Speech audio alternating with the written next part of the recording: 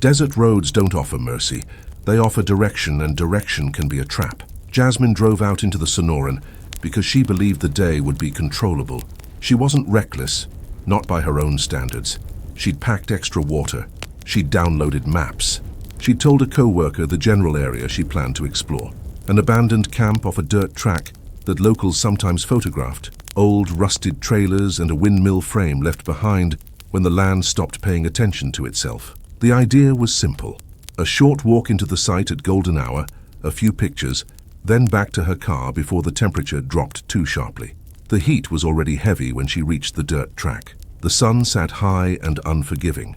The landscape looked almost flat, until the horizon revealed low ridges shimmering with distance. Saguaro stood scattered like sentries. The air tasted like dust and dry minerals. Her sedan wasn't ideal for the track, but she took it slow, tires crunching over gravel. The road bent between Ocotillo and Cholla, then dropped into a shallow wash where the sand looked packed and pale. She crossed carefully and continued. The first sign that the road was wrong appeared as a marker. A strip of blue cloth tied to a brittle branch. Not survey tape, cloth faded but still clearly blue. It was knotted tight, the tails cut short. Jasmine frowned, slowed, and looked ahead. Another blue strip hung farther along, another beyond that. They were spaced like mile markers, guiding the road's curve. The placement felt intentional enough to be unsettling, but not strange enough to be impossible. People marked routes in the desert all the time. Hunters, photographers, anyone afraid of losing a turnoff in a landscape that repeated itself. Jasmine kept driving. The blue markers continued until the road forked. There was no signpost, just two tracks diverging, one wider, one narrower and darker as it slipped between denser brush. Blue cloth marked the narrower one. Jasmine hesitated. Her map showed only one continuation, but maps were often wrong on minor desert tracks. She chose the marked fork, trusting that someone had used it recently. The sedan bumped along, suspension complaining. The road surface changed from gravel to packed dirt, with a faint smoothness that didn't fit the terrain. Tire ruts existed, but their edges were too clean. Dust lay oddly even, like it had been brushed flat. A mile in, the air temperature seemed to drop slightly, even though the sun hadn't changed. The road sank into another wash. This one was wider, with pale sand that looked firm enough to cross. Jasmine drove into it and felt the tires sink a fraction more than expected. Not bogging, but enough to make the engine labor. She eased the gas, keeping momentum, and the car climbed out the other side. When she looked in the rearview mirror, she saw her tire tracks. They were too crisp. The edges of each tread impression held sharp, as if stamped into a surface that had briefly softened and then set. In normal sand, the edges crumble. Here they remained clean, as if the wash sand had been treated, pressed into a different behavior. Jasmine kept driving, trying not to fixate. The abandoned camp appeared ahead as a cluster of shapes, two trailers, a collapsed shade structure, and a windmill tower frame leaning at a tired angle. The sun bleached everything into pale rust and dull aluminum. Jasmine pulled off the track and parked on a flat patch of dirt. The moment she killed the engine, the quiet hit her hard. No insects, no distant highway hum. The desert's silence felt contained around the camp, as if the space had its own boundary. Jasmine stepped out, shouldered her small bag, and walked toward the nearest trailer. The metal skin was pocked with bullet holes and sun damage. The door hung half open, warped. She didn't go inside. She circled the structure, taking pictures of the windmill frame, the way the shadows cut across rust. Near the base of the windmill frame, she saw more blue cloth strips tied to rebar stakes driven into the ground, forming a loose ring around the structure. The cloth tails didn't flutter, even in the slight breeze. They hung heavy, as if stiffened. Jasmine crouched and touched the dirt near one stake. The surface had that faint tack again, dry-looking earth gripping her fingertip for a fraction longer than it should. When she lifted her hand, the dirt under her finger looked smoother, as if she'd pressed it into a seal. She stood quickly and backed away. The camp's open space suddenly felt too arranged. The trailers sat like props. The ring of blue cloth formed a boundary. The windmill frame stood at the center like a landmark placed for someone else's purpose. Jasmine returned to her car. The driver's door handle resisted. Not locked. She could see the lock was up, but the handle didn't pull cleanly. It moved with a slight tackiness, as if something thin and invisible adhered to it. She pulled harder, and the door opened with a soft peel sensation that made her stomach tighten. She climbed in and started the engine. The dashboard lights flickered once. steady, evenly spaced, then stabilized. Jasmine stared at them, hand frozen on the key, listening. No alarm, no warning chime, just that brief pulse. She put the car in reverse and backed out of the flat patch. The rear tires didn't roll smoothly. They resisted for a beat, then released. The car rocked as if breaking free from a shallow hold. Jasmine accelerated back toward the road, aiming to leave immediately. The dirt track out of the camp looked the same. Blue cloth strips marked it. As she drove, the smoothness of the road became more obvious. The sedan's tires hummed on it like on pavement, a faint uniform vibration that dirt shouldn't produce. Jasmine glanced in the mirror again. Her tracks behind her were still crisp, too crisp. Then she saw something else in the mirror, a faint darker band on the road surface directly behind her car, smooth-edged, traveling along her lane like a shadow that didn't match sun angle. It held position behind her with unnatural consistency. Jasmine increased speed slightly. The band shortened the distance without accelerating. It simply remained, as if attached to her route rather than to her vehicle. She reached the wash again. The car dipped into the pale sand, tires sinking slightly. Jasmine kept the wheel straight and maintained momentum.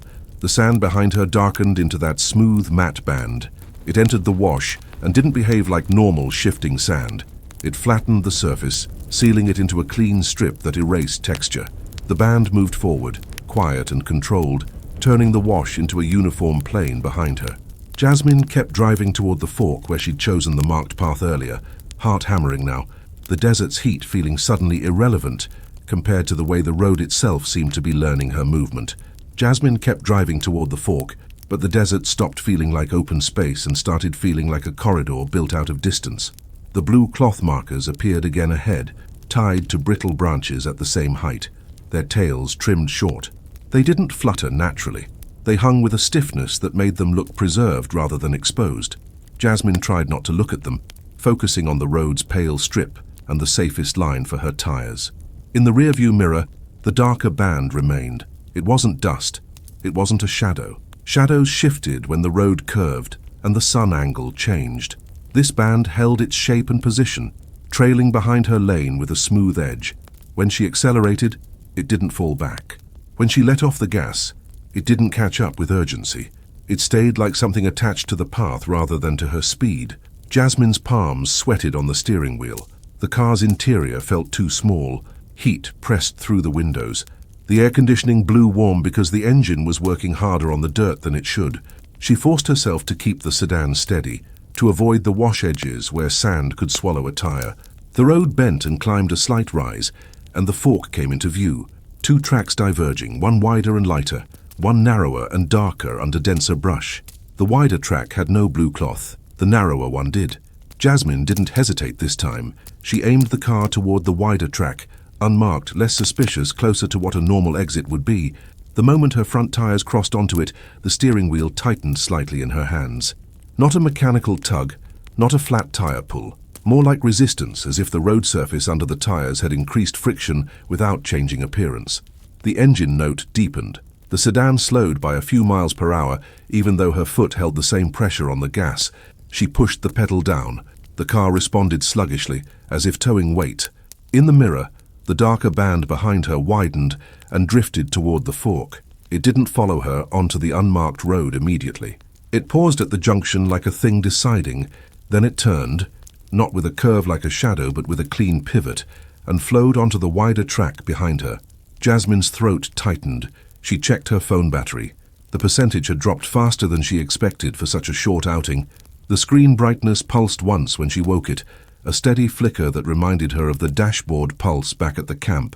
She put the phone down without looking at it again. The wider road should have taken her back toward the main dirt track that led to pavement. She drove for several minutes, watching for landmarks, distinct saguaros, a ridgeline, anything to confirm direction. The landscape offered repetition instead. Ocotillo, cholla, low rock piles, the same pattern of pale dirt and scattered brush. Then she saw the windmill frame again, far ahead on her right. It wasn't close. It was distant, but the silhouette was unmistakable. The leaning tower shape against bright sky, the same awkward angle, the same collapsed cross-bracing. Jasmine's stomach dropped. She'd left the camp behind. She'd turned onto a different track. She should have been moving away from that landmark. Yet there it was, waiting on the horizon, as if the road had curved into a loop without telling her. She drove toward it anyway, because driving anywhere else required choosing a direction in a landscape that had stopped offering reliable reference. The windmill frame grew larger. The trailers appeared near it. The camp returned, sitting in the desert exactly as before. Blue cloth stakes still forming a loose ring around the windmill base. The flat patch where she'd parked looked undisturbed, except for her crisp tire tracks, still visible, still too clean-edged, as if stamped and preserved. Jasmine didn't slow this time. She drove past the camp without stopping, refusing to enter the space again. She stayed on the road and pushed forward, eyes fixed on the track ahead. The sedan's tires began to hum. Not the normal gravel crunch, a uniform vibration, like rolling over a surface that had become too smooth for dirt. Jasmine felt it in the pedals and steering wheel. The sensation was subtle but consistent, and it grew stronger the longer she drove. In the mirror, the darker band behind her had grown wider, occupying the entire width of the road. It looked less like a stain now, and more like a thin matte layer sliding over the dirt, sealing it. The road behind her appeared smoother where it passed, the dust texture erased into uniformity. Jasmine's rear tires hit a patch of sand. The car dipped slightly, and her heart jumped. She corrected gently, expecting the tires to fight loose sand the way they always did. Instead, the sand seemed to stiffen under the tires, offering traction that felt wrong. The car climbed out of the patch without slipping, and in the mirror, she saw the sand behind her flatten into a smooth strip with clean edges. The road was changing under her. Not in visible waves, not obviously, but in behavior. The desert surface was being persuaded into a different state wherever her tires went. Jasmine drove faster, and the humming vibration increased. The steering wheel began to feel heavier, as if power steering fluid had thickened. She pressed the brake lightly to test it. The pedal felt normal at first, then returned with a faint tackiness, like the rubber had met a thin layer of adhesive. The sensation lasted a fraction of a second, but it was enough to make her skin crawl. She stopped testing things and focused on leaving. A low ridge rose ahead. The road climbed toward it, weaving between saguaros. Jasmine recognized the ridge from the drive-in. On the far side, the main dirt track should have been visible. Beyond that, eventually pavement. She crested the ridge. The view beyond should have opened. It didn't.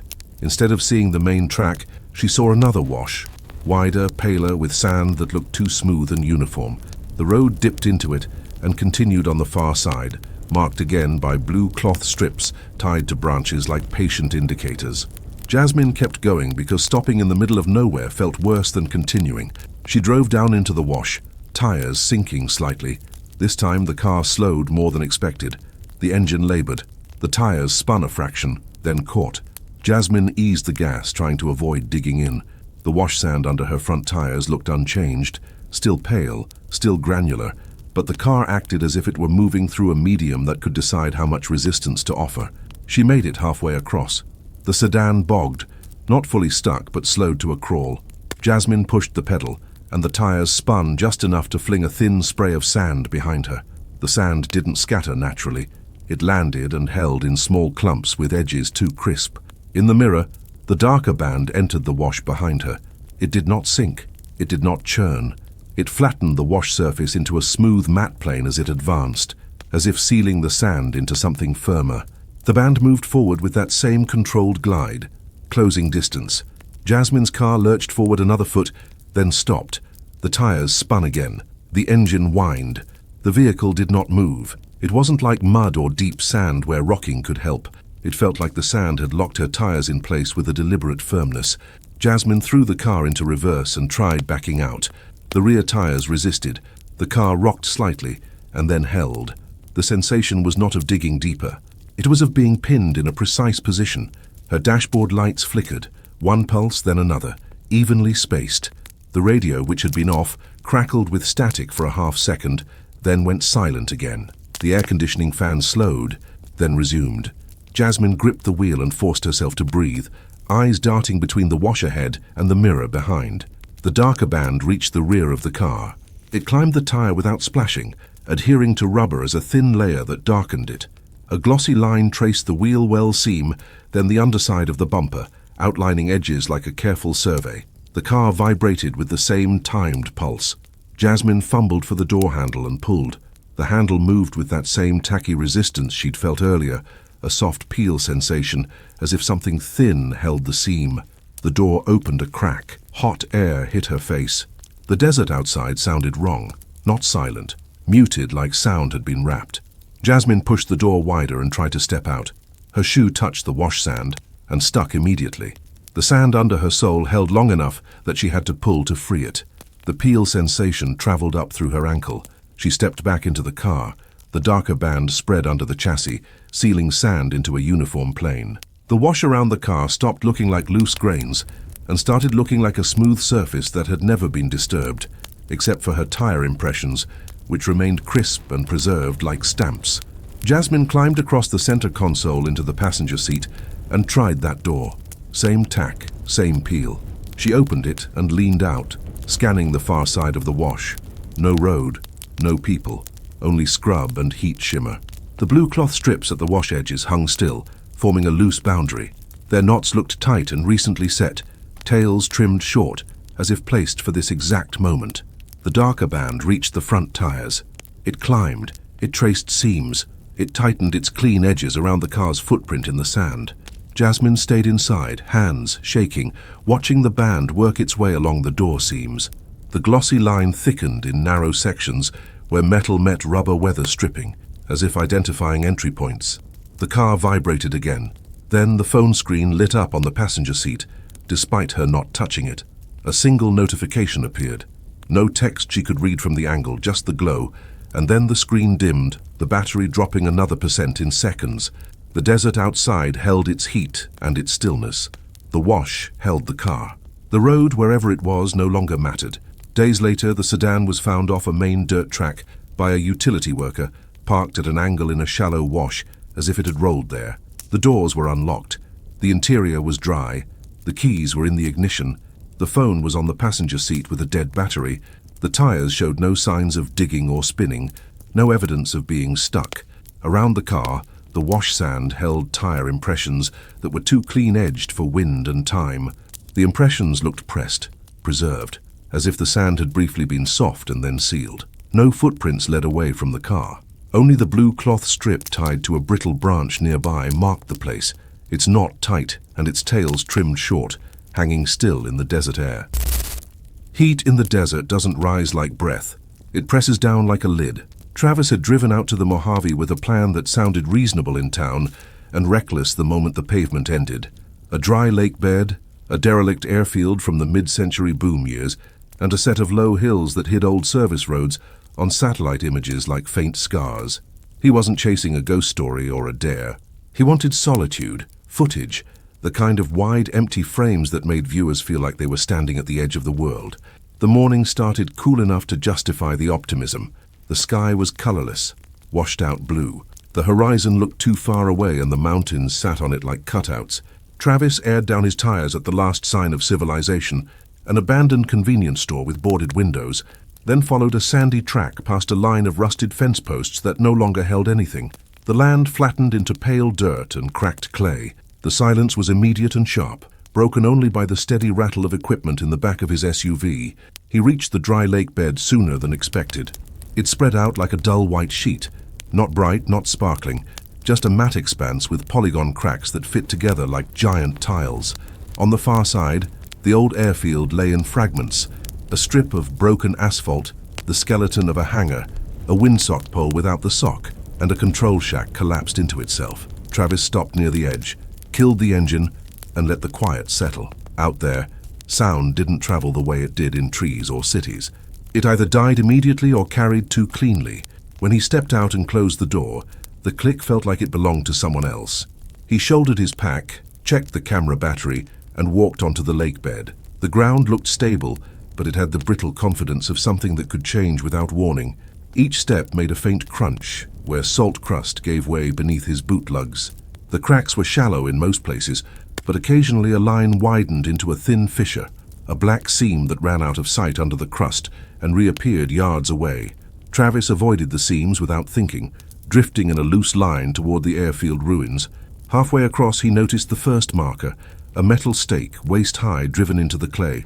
A strip of fabric hung from it, sun-faded red, stiff as cardboard. It wasn't fluttering. There was barely any wind. It just hung there, pointing down at the ground like a tag on a toe. Travis slowed and looked around. Another stake stood farther ahead, another beyond that.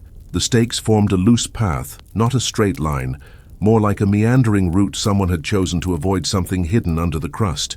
Survey markers weren't unheard of in the desert, but these looked wrong. Too irregular, too old to be part of a recent project, and too deliberately placed for someone who wanted to mark a property boundary. Travis stepped closer to the nearest stake. The metal was pitted. The fabric strip was stiff with salt. At the base of the stake, the clay looked different, smoother, as if the ground had been pressed and then sealed. He crouched and touched it. It wasn't wet. It wasn't sticky in the normal sense. It had a faint tack to it, a surface that gripped skin for a fraction longer than dry clay should before releasing. When his finger lifted away, it left no residue, but the sensation stayed, like he'd touched something with memory. Travis stood and continued, now watching the stakes instead of the horizon. The route led closer to the airfield, and then angled away, bending toward the low hills. He could have ignored it. He could have stuck to his filming plan. But the desert has a way of turning small anomalies into the only thing you can think about, because there are no distractions out there, no noise to drown curiosity. He followed. The airfield ruins grew nearer on his left, while the stakes guided him right, away from asphalt and rust toward the featureless lakebed. Travis checked his phone. The signal was gone, as expected. The offline map loaded slowly, then showed him as a dot in the middle of blankness, with no useful detail beyond a thin line where the dirt road met the lakebed edge. The stakes continued, and after a while he noticed something else. The cracks in the clay were different along the marked path. The polygon tiles were larger, and the seams between them looked darker, cleaner, as if something had moved beneath them recently and smoothed the fracture lines as it passed. Travis kept his pace steady, but he didn't like the way his boots sounded now. The crunch had become a soft peel in places. He'd step, feel the crust grip, then release with a tiny, tear-like sensation. It wasn't enough to trap him, but it was enough to make his stride slightly uneven. The next stake stood beside a depression in the crust. It looked like a shallow bowl, maybe 5 feet across, where the clay had settled. Travis approached cautiously and saw the depression wasn't just a dip. The crust inside it was broken into smaller tiles, and the seams between tiles were deeper, darker. At the center, a narrow crack opened into a slit wide enough to swallow his fingers. He crouched again and leaned closer. A breath of cool air touched his face. It wasn't wind. It came from the slit, cold, steady, and faintly chemical, like air from an old refrigerator left unplugged too long. Travis froze, eyes fixed on that narrow opening. Cool air from below meant a void, a hollow, a space under a lakebed that was supposed to be solid. He stood and backed away from the depression. His boots made that soft peel sound again. The stake's red fabric strip hung limp, pointing at the crack like an instruction. Travis told himself it was an old sinkhole. Dry lakes could hide soft spots. Mines and tunnels and forgotten wells existed all over the Mojave. The stakes might mark a danger line left by some long-gone maintenance crew. The cold air could be a trick of temperature differences. He started to turn back toward the airfield. Then he noticed the footprints. They weren't obvious at first because the lakebed crust hid impressions. But near the depression, where tiles were smaller and seams deeper, there were marks that didn't match cracks. Repeated ovals, evenly spaced, each one with a faint rim where the crust had been pressed down and then set. They did not show tread detail. They were too smooth, too uniform, like the bottom of a boot that had been worn flat, or like something shaped like a foot, but not made to grip. The marks led away from the depression and back toward the stakes. Travis didn't follow them immediately. He scanned the open lakebed. Nothing moved. The airfield ruins sat dead and still. The hills were quiet. A thin smear of cloud far off looked like dust, but didn't change shape. He took a few steps along the footprint line, then stopped again when he realized the marks were leading him toward the low hills, away from everything he'd considered a landmark. The stakes had been guiding him there anyway. Travis adjusted his pack, lifted his camera, and kept moving. He told himself he'd get a quick look and then return to his vehicle. The sun was higher now, and the lakebed began to radiate heat. The cool morning had evaporated. The air tasted of dust and salt. As he walked, the footprints became clearer. They were more frequent, overlapping in places, as if multiple passes had been made along the same route. The ground between prints had the same faintly sealed look as the stake bases, smoother, less fractured, almost polished but without shine. It looked like clay that had been pressed by something heavy enough to rework the surface without breaking it entirely. The stakes ended about a quarter-mile from the hills, as if whoever placed them had stopped at a boundary. Beyond that point, the lake bed changed. The cracks became smaller again, and the crust under Travis's feet felt thinner. He heard a sound he couldn't place at first. A low, steady scrape, too soft to be rock on rock, too continuous to be an animal step. It came from behind him, faint and intermittent, as if something heavy were being dragged across the lake bed without lifting. Travis stopped and listened.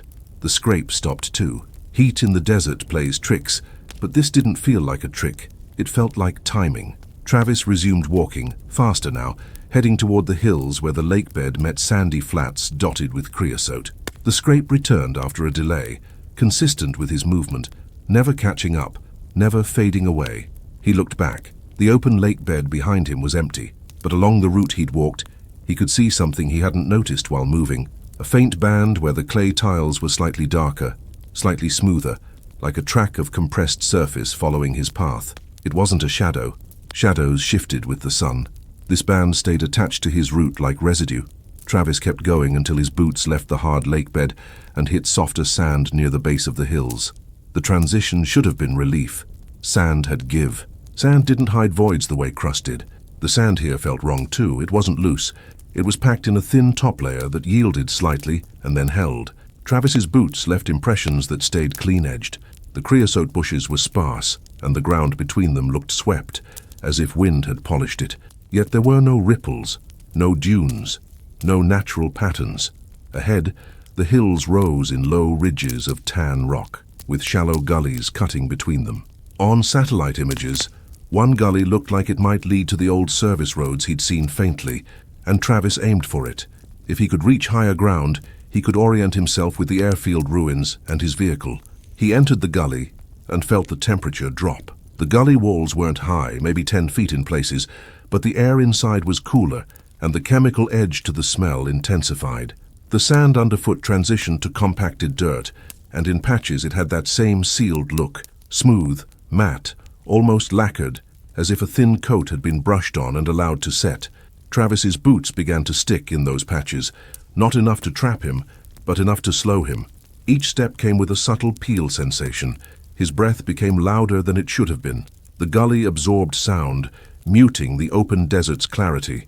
He saw something ahead that made him stop. A piece of metal half buried in the gully wall, an old sign bent and rusted, with the remains of black lettering. Travis brushed sand away with his glove and saw only fragments of words. The rest had been scraped or worn away, leaving bare metal. He couldn't tell if it had been an official warning sign or something improvised. Below the sign, the dirt was darker and smoother, and thin parallel streaks ran through it, like drag marks that had been repeated many times in the same direction.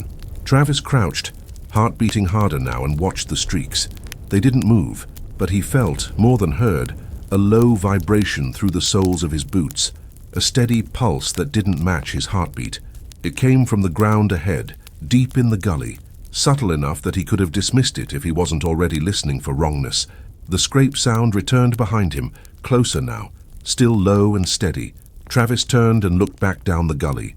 Nothing visible moved. The gully mouth framed the bright desert beyond, but the sealed patches on the ground behind him had changed shape. A smooth band now extended along the center of the gully floor, slightly darker than the surrounding dirt, its edges clean and curved. It hadn't been that long when he walked in.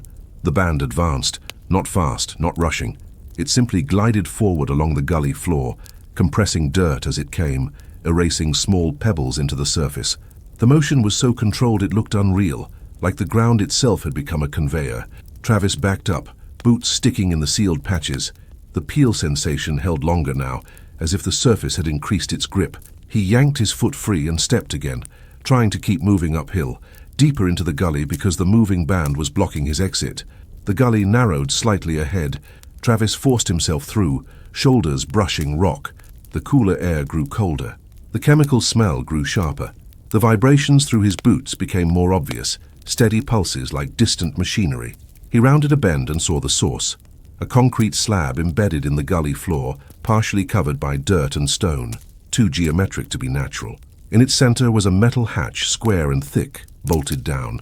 One bolt was missing, leaving a clean hole. Another bolt looked freshly sheared, metal bright against rust. Travis's mouth went dry. The hatch had no obvious markings, no label, no handle. It looked like something meant to be accessed by people who already knew it existed. The gully walls here were stained darker near the slab, and the sealed matte film coated the ground around it like a boundary line. Travis stepped closer and felt his boot stick hard. This time the surface held him long enough to make his balance shift. He pulled, and the sole released with a soft tearing sensation that made his stomach twist. He tried to step again and the surface held again. The sealed film around the hatch wasn't just tacky, it was responsive.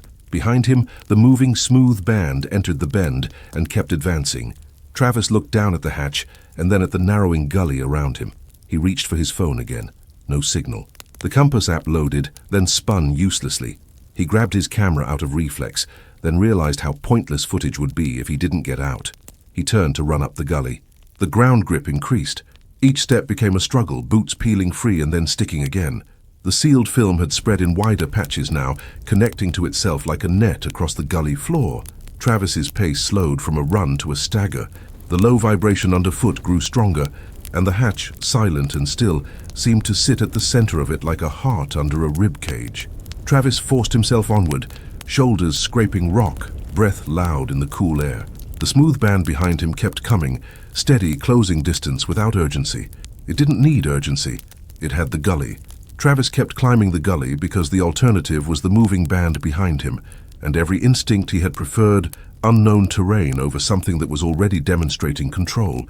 The gully narrowed into a slot just wide enough for his shoulders. The walls were a crumbly tan stone stained darker in vertical streaks, like old water paths that never fully dried. The cooler air inside had a chemical edge that grew stronger with every step, and the vibrations under his soles remained steady, measured pulses that seemed tied to the concrete slab and hatch behind him, as if the entire gully had become part of a single mechanism. His boots continued to stick in patches.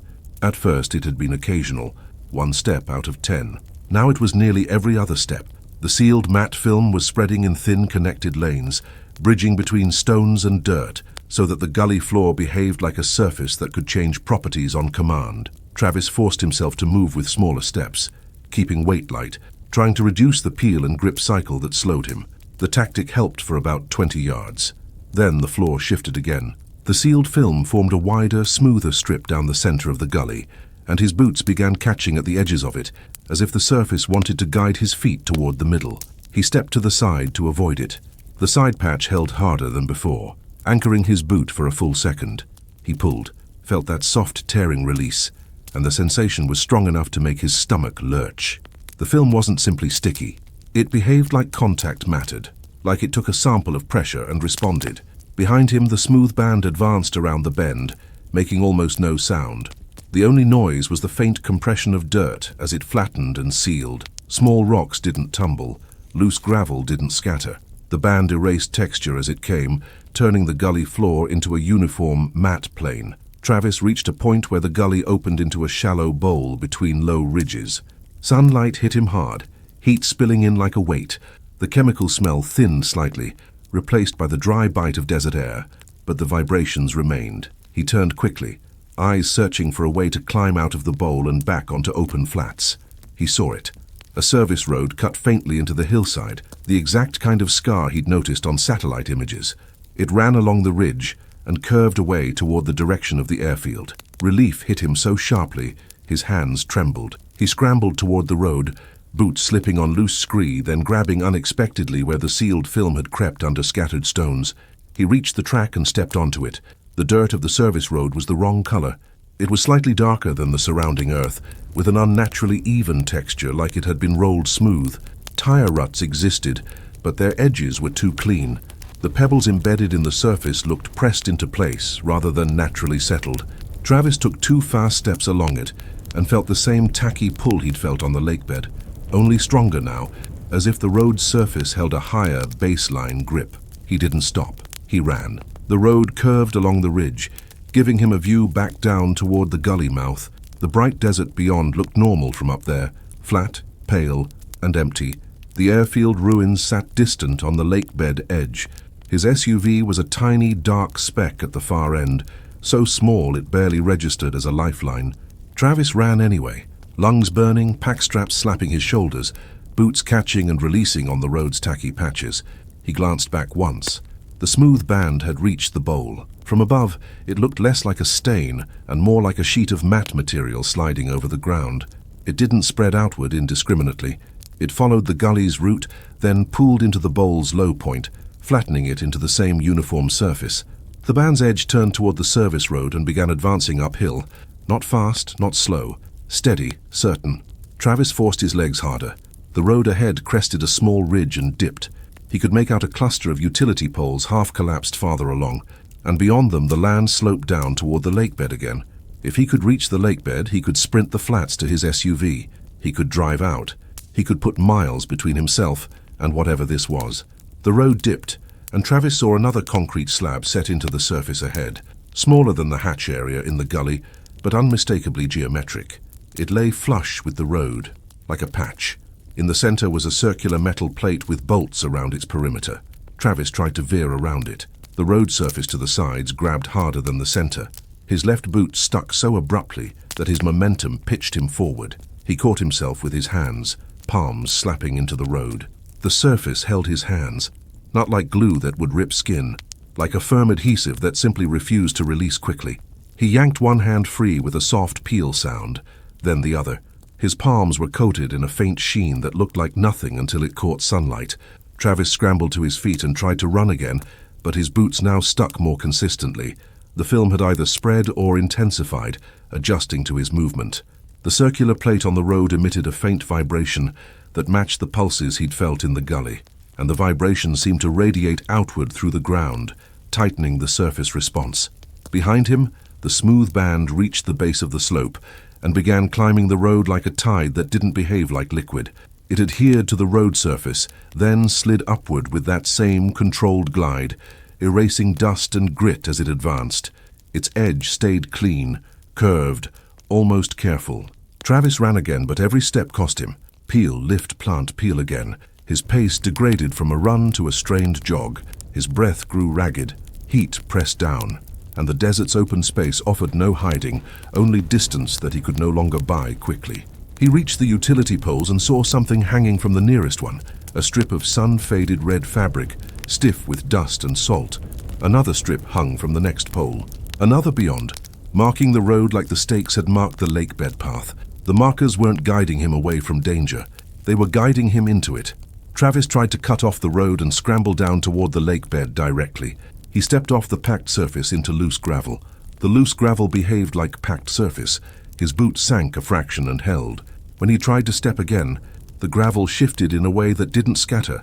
It compressed, smoothing into a thin, matte plane beneath his sole. The sealed film was spreading beyond the road, converting the slope into the same responsive surface. Travis turned back toward the road and kept moving forward, because forward was the only direction that still looked like it might eventually reconnect with his vehicle. The road crested again. The lake bed opened in front of him, white, cracked, brutally wide. His SUV sat distant but visible. He forced himself down the slope and onto the lake bed, legs trembling. The crust underfoot was thinner here. It cracked with each step, then held. The peel sensation returned. The footprints he made were too clean-edged, held too sharply.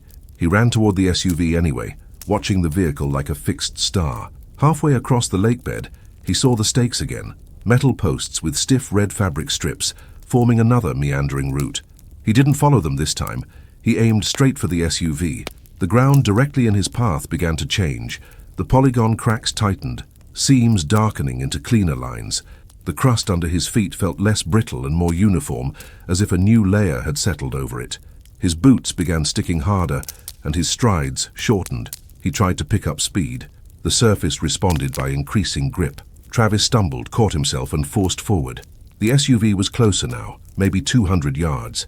He could make out the outline of the driver's door, the shine of the windshield, the shadow beneath the chassis. He pushed his legs as hard as they would go, breath tearing. The smooth band reached the lake bed edge behind him. From the open flats, it looked like a wide mat sheet sliding over cracked clay, erasing the polygon pattern as it moved. It didn't chase. It reclaimed. It advanced with steady inevitability across the route he'd just run, turning the lake bed into something smoother and darker than the surrounding crust. Travis reached the SUV and grabbed the driver's handle. Locked. He yanked again. Locked. He tried the passenger side. Locked. He stared through the window. The keys were not on the seat. His pack in the back looked exactly where he'd left it earlier. The interior was dry clean, almost too clean for a vehicle that had bounced down desert tracks. Travis backed away from the SUV and looked down. The ground around his tires had darkened into a smooth oval. The matte film had already reached the vehicle's perimeter, sealing the clay into a clean-edged patch. His boot soles stuck to it. When he lifted his foot, the peel sensation held longer than it ever had. Travis climbed onto the hood to get weight off the ground. The metal was hot under his palms. He hauled himself up to the roof, scanning the horizon for any other vehicle, any movement, any sign of another person. Nothing moved. The smooth band reached the SUV and climbed the tires without splashing, without dripping. It adhered to rubber and then held, darkening it. A thin, glossy line traced the wheel wells, then the seams of the doors, outlining points of entry with methodical precision. The SUV vibrated faintly, steady pulses traveling through the frame like a signal. Hours later, the only evidence that Travis had reached the lake bed at all was the footage found on his camera when searchers eventually located his SUV abandoned near the dry lake bed edge.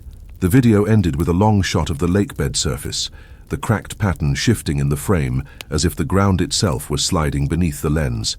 The last visible thing before the camera went dark was the edge of a matte, smooth band gliding toward the vehicle's shadow. Travis was never found.